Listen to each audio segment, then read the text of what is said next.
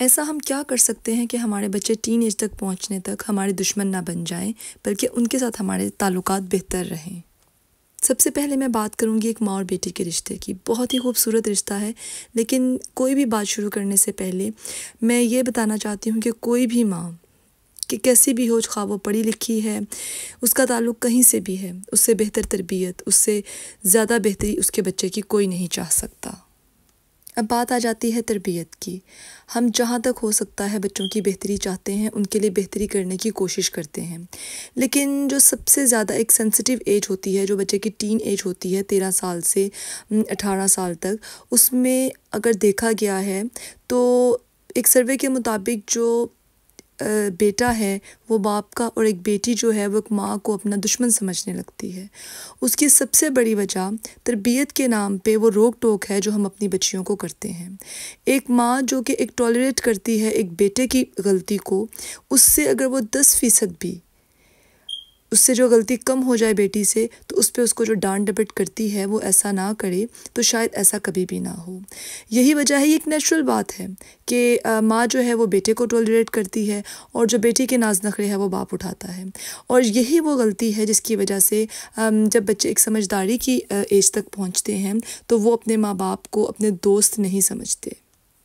ایک بحیثیت ماں اور ایک بیٹی، میرے پاس کہنے کے لیے بھی بہت کچھ ہے اور تجربہ بھی اس حوالے سے بہت ہے، لیکن شاید وہ بحث بہت لمبی ہو جائے۔ لیکن مختصراً قصہ یہ ہے جو میں نے اپنے معاشرے میں دیکھا ہے کہ تربیت کے نام پہ بیٹی کو وقتاً فوقتاً یہ سناتے رہنا کہ تم نے تو اگلے گھر جانا ہے اور تمہیں سب کچھ آنا چاہیے، اور بیٹے کو کچھ نہ کہنا کہ وہ تو بیٹا ہے، اس نے کون سا کسی دوسرے گھر پہ جانا ہے، یہ وہ۔ تو یہ ایک ایسی چیزیں ہیں جو کہ آپ یقین کریں کہ جو بچی کے ذہن میں بہت سارے سوال پیدا کرتی ہیں۔ اس قسم کی جو باتیں ہیں وہ میں یہ سمجھتی ہوں کہ بچوں سے ان کا بچپن چھین لیتی ہیں، ان کو ان کی زندگی کو انجوائے کرنے دیجیے۔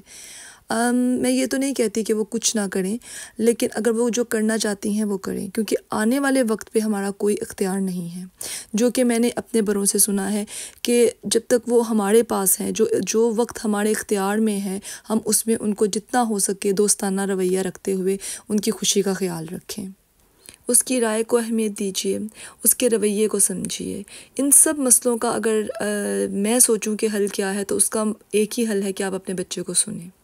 بیٹا ہے، بیٹی ہے، اس کو سنیں کہ وہ کیا کہنا چاہتا ہے۔ جتنی دیر وہ آپ سے بات کرنا چاہتا ہے، اپنے سب دنیا کے کاموں کو ایک سائڈ پہ رکھ کے اس کو سنیے، اس کے خیالات جانیے۔